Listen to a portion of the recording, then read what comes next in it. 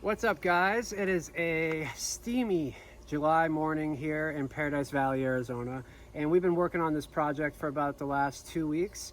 And I wanted to just give you a little tour of what we did, kind of what we had previously, and why we did it, because that's really so important for me, is to have the functionality of these spaces increase as well as the productivity. So much of our design and landscape is so just aesthetic and makes zero sense. So working with nature, adding these sunken garden beds here, having even just a little bit of water there in the corner, I'll talk about that in a second. All of this kind of ties together to create a space that, again, is not only functional but productive, and really should be thriving here. I'll do a little plant tour as well. Started off here with the passion fruit. The passion fruit vine can get up to like 30 feet, so it should take over this trellis wall pretty good. We also did put in these trellises. The trellises are going to simply be 2x4s, some wire remesh. I think it's 96 inches by like 4 feet, and then these fencing nails, and then blue screws, because we are going into the stucco wall here. The blue screws are needed, but this is a really good way to do some trellising on a budget, as long as you have the tools to do it. Back to the passion fruit. The passion fruit, again, it's a medicinal and food crop.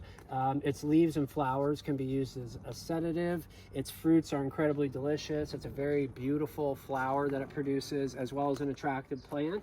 And we're kind of pairing that up here with the banana plant. And the banana plants, if you've been following me for any time, you'll see a lot of times I put them in corners like this. And the reason for that is that we are in Arizona and we do have freezing temperatures. And this guy and this guy don't like freezing temperatures. So having them on the wall or next to the wall gives us a little bit more buffer zone, because this is going to stay warm in the winter time. It's going to stay warm in the summertime too. That's partially another reason why we're growing this vine along it, is to cool it down. But since we have this concrete here, may as well make use of it. Coming over here, we've got some different, the next 3 vines are actually grape vines. This is one that I took a cutting from this area in the wild. So this is a wild Arizona grape that I propagated, and it took off. So that one should be good. We've got some different squashes here that will grow up the trellis as well. Some flowers. Again, a water feature in your garden I think is necessary. Bees, hornets, wasps, all bugs, a lot of them are going to need hydration just like us, not to mention lizards and birds. Those are all part of an ecological garden. This is not something where we're just like growing one crop. We have a totally diverse array of fruits, vegetables, flowers, shrubs, even some vines and whatnot. Perennial goji berry over there. Everything kind of works in unison together, symbiotically. So we're not just, it's an ecological space. Biodiversity is key. So we put some more flowers up front here, some comfrena, some zinnias, some gazanias. And these guys, again, are going to beautify the space. They are also going to increase our biodiversity in here.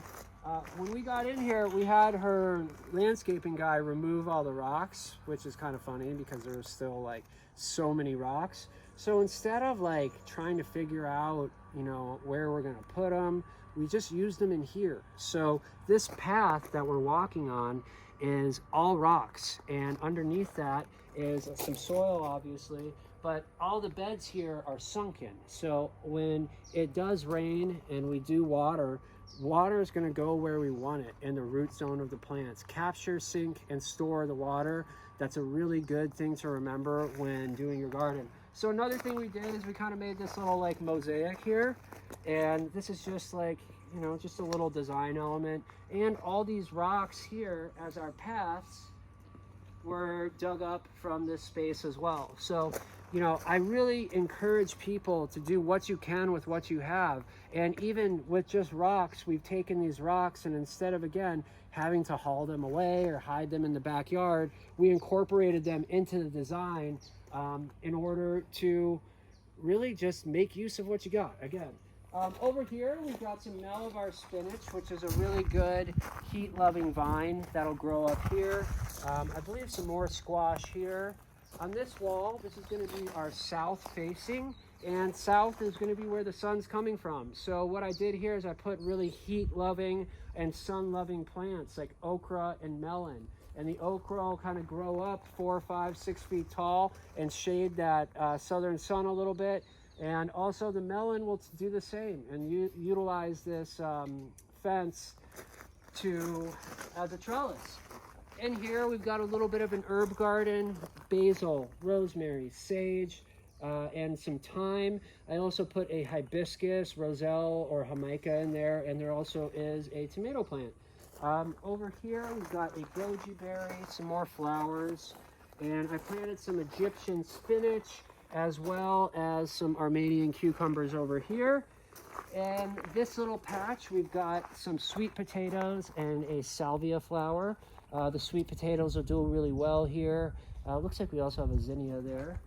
And over here, we've got kind of our nightshade plot, and we've got peppers and eggplants in here, as well as a couple different offerings of flowers. And here we did the purple tree collard. And then actually right behind us here, they're looking a little rough today, but they should come back, is some red raspberries. And this is a Canby variety that should do good with our heat.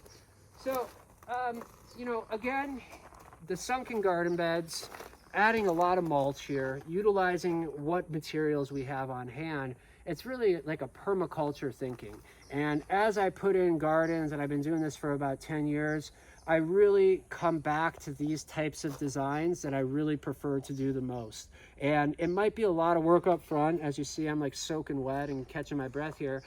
But over a long term, this is going to produce so well. This is going to hold water much better than a raised bed.